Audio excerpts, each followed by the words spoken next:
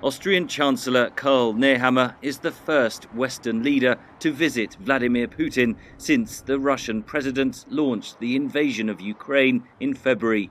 He said the talks in Moscow were very direct, open and tough. I generally have no optimistic impression that I can report to you from this conversation with President Putin. The offensive is evidently being prepared on a massive scale. Austria is not a member of NATO, but it has imposed wide-ranging sanctions on Russia alongside other European Union member states. EU foreign ministers met in Luxembourg Monday to discuss further support for Ukraine. The bloc's foreign policy chief said Russia's invasion was causing food shortages. It's the Russian military which is causing food scarcity. And Africa is especially a source of major concern because they are particularly exposed to the upcoming food crisis. EU officials also held talks with Karim Khan, prosecutor of the International Criminal Court. The EU and the ICC have sent investigators to Ukraine to gather evidence.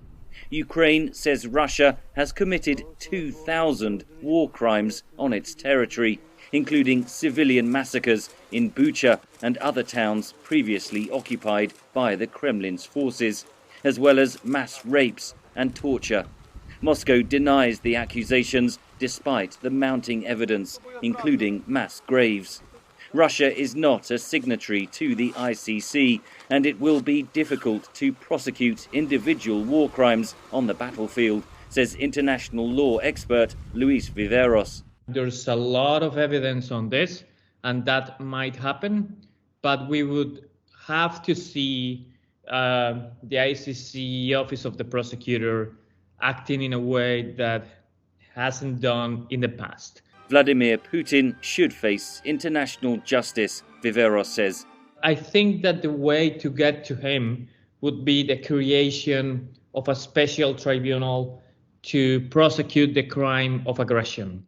Ukrainian President Volodymyr Zelensky spoke to South Korean lawmakers Monday, warning that Russia is preparing a new offensive in the east. The occupiers concentrated tens of thousands of soldiers and a huge amount of equipment to try and strike again. Meanwhile, Russia Monday warned Sweden and Finland against joining NATO. Both countries have held discussions about joining the alliance following Russia's invasion of Ukraine. Washington said their applications for membership could be submitted as early as June. Henry Ridgwell for VOA News, London.